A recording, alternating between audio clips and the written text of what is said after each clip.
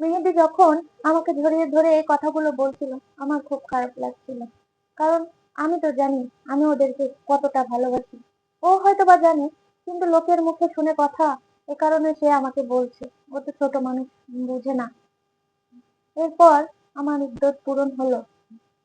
বাড়ি থেকে আমার খালা আর খালাতো ভাই আসলো আমার কাছে কিছুদিন থাকার জন্য। খালাতো ভাইটাই বাজার সদাই করতো মাঝে মাঝে। ওর বয়স ছিল 16। আর খালা বাসায় থেকে আমাকে সঙ্গ দিত। আমি যে একদম ভেঙে পড়েছিলাম, ভিতরে ভিতরে পুড়ে পুড়ে যাচ্ছিলাম আমি। এখন আমি বুঝতে পারছি যে আমি আমার হাজবেন্ডকে কতটা ভালোবাসি। আসলে মানুষ জীবিত থাকতে বোঝা যায় না। এটা বোধহয় সত্য কথা। এটা মনে হয় সবার জন্যই প্রযোজ্য। আমি মনে করি আমরা মানুষ কাছে থাকতে তার কদর দিতে জানি না। তবে সত্য বলতে, আমি যবে থেকে তাকে ভালোবেসেছি, অনেক কদর আমি তাকে করেছি। অথবা যখন আমি তাকে ভালোবাসতাম না, তখনও চেষ্টা করেছি সংসারটা ভালো মতো করার জন্য। কিন্তু কোনোভাবে হয়ে ওঠেনি। এরপর ইদ্যত পালন শেষে যখন তার পরিবারের লোকেরা আবার জমি জমা সম্পত্তি নিয়ে ঝামেলা করতে লাগলো, তখন আমি একটা ডিসিশন নিলাম। আমি আমার ভাইয়াকে বললাম, ভাইয়া, আমার ছেলে মেয়েদেরও ভবিষ্যৎ আছে। আমার আপু আর আমার হাজবেন্ড, ওদের ভবিষ্যৎ আমার উপরে রেখে গেছে। তো আমি তো দায়িত্বহীন ভাবে কোনো কাজ করতে পারি না। এরপর তাদের নামে আমি একটি মামলা করলাম এবং সমস্ত প্রমাণ সহকারে একটি বৈঠক হলো। সেখানে আহ, আমি আমার পাওনা বুঝে নিলাম। তবে গ্রামের যে সম্পত্তিগুলো ছিল, সেই সম্পত্তিগুলো তার পরিবারের লোকেরাই ভোগ করতে শুরু করলো। আমি এটা নিয়ে আর বেশি টানাহেচড়া করলাম না।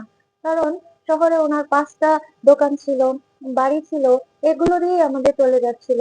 এবং যেহেতু উনি চাকরি করতেন, ওখান থেকে মোটা অঙ্কের একটা টাকা আমি পাই।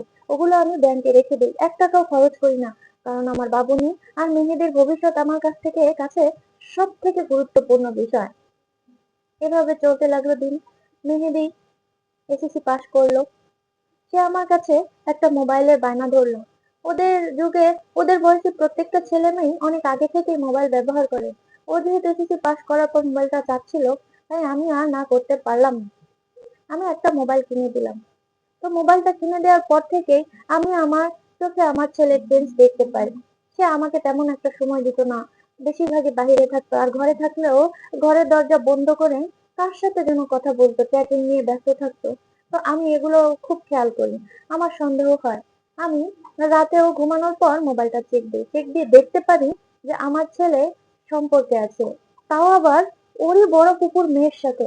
এটা দেখে তো আমার মাথায় বাজ ভেঙে পড়ে। যারা নাকি ওর বাবার মৃত্যুর পর ওর সম্পত্তি হাতিয়ে নেওয়ার জন্য এভাবে উঠে পড়ে লেগেছিল, তার মেয়ের সাথেই ওর সম্পর্ক করছে। আমি কি করব বুঝতে পারছিলাম না। যেহেতু আমার শরীরে একটা কিডনি, আমি আগের মতো স্বাভাবিক থাকি না। আমি মাঝে মাঝেই অসুস্থ হয়ে পড়ি। মাথাটা আমার চক্কর দিয়ে উঠলো। আমি সকালবেলা ভাইয়াকে ফোন দিলাম, ভাইয়াকে জানালাম। এরপর ভাইয়া তো খুব রেগে গেছে। আমার ছেলেকে ডেকে নিয়ে ফোনটা কেড়ে নিয়ে যায় এবং তাকে বলে যে, যেখানে তোমার ক্ষতি, যে জিনিসটা তোমার মা বলে যে তোমার জন্য ক্ষতি, তুমি সেটা কেন করছো? তখন মেহেদি বলে, মামা, আমি আর করব না, আমি ভালো হয়ে যাব। আমি বিশ্বাস করি। আর আমি মেহেদিকে কখনো রাগ করি না। আমি ওকে বুঝাই, বাবারে, যারা তোমার বাবার সম্পত্তি, মানে তোমার সম্পত্তি হাতিয়ে খাওয়ার জন্য এত কিছু করেছে, তুমি তার মেয়ের সাথে কিভাবে সম্পর্কে জড়িয়েছো? আর তোমার তো এখন বাবার সম্পর্কের বয়স হয়নি, এখন এটা ভালো লাগা, সেটা ঠিক আছে। কিন্তু যখন তোমার বয়স হবে, আমি নিজে তোমার পছন্দের মেয়েকে তোমার সাথে বিয়ে করিয়ে দেব। এখন তুমি একটা পজিশন তৈরি করো। তোমার মা একজন টিচার ছিলেন, তোমার বাবা একজন টিচার ছিলেন, তাদের সম্মান রক্ষার দায়িত্ব কিন্তু বাবা তোমার উপরে। এরপর বেশ কিছুদিন ভালোই যায়। এরপরে আমি আবার লক্ষ্য করতে থাকি যে মেহেদি আমার কেমন যেন চেঞ্জ হয়ে গিয়েছে। যত সময় সে বাসায় থাকে, ঘরের দরজা বন্ধ করে রাখে। ঘরের দরজা আর সে খোলে না। আর বাহিরে গেলেও খুব দেরি করে বাসায় আসে, বলে আজকে ক্লাস বেশি ছিল, আজকে এটা ছিল, ওটা ছিল। হ্যাঁ, বড় ছেলে, এত তো আমি জিজ্ঞাসাও করতে পারি না। এরপর আমি ওর বন্ধু বান্ধবীদের সাথে লুকিয়ে লুকিয়ে যোগাযোগ করি এবং খোঁজ পাই যে সে এখনো সম্পর্কটা অব্যাহত রেখেছে এবং তার কাছে ফোন আছে। তো এটা আমি চেক দিলে আমি একদিন দেখতে পাই যে তার বইয়ের ভাঁজের ভিতরে একটা আইফোন। তো আমি জানতে পারি তার বড় কুকুর নাকি তাকে এই আইফোনটা কিনে দিয়েছে 1,18,000 টাকা দিয়ে। আমি তো অবাক। কিভাবে আমার ছেলেকে আমার কাছ থেকে হাতিয়ে নেওয়ার জন্য এবং ওকে ভুলভাল বুঝে ওর বাবার সম্পত্তি নিজেদের দখলে আনার জন্য এই মহিলা এসব শুরু করেছে। আমি তো তার সাথে কথা বলতাম না। আমি এখন কি করব বুঝতে পারছিলাম না। আমি সবসময় ওদের ভালো চেয়েছি। আমি সবসময় চেয়েছি আমার আপুর সংসারটা যেমন সাজানো গোছানো ছিল, আমি যেন তেমন সাজানো গোছানো রাখতে পারি। আমি তো নামাজে কখনো ওদের বাবাকে আল্লাহর কাছে পরপারেও চাইনি। আমি ভেবেছি পরপারে যদি উনি আমার স্বামী থাকে তাহলে আমার আপুর কি হবে? আমার আপু হয়তো বা কষ্ট পাবে। এটাই ভেবেছি আমি। তাই পরপারেও আমি ওনাকে স্বামী হিসেবে চাইনি। আমি আমার সম্পূর্ণ জীবনটা ওদের জন্য এভাবেই কাটিয়ে দিলাম, বিয়েও করিনি। আমি মাত্র 22 বছর বয়সে বিধবা হয়েছি। তাহলে আজকে এই পরিণতি আমার। কিছুদিন পর সে আমাকে বলে, মা, আমি আমার বন্ধুদের সাথে ঘুরতে যাব। আমি আর নিষেধ করিনি, বড় ছেলে ঘুরতে যাবে, যাক, ঘুরতে যায়।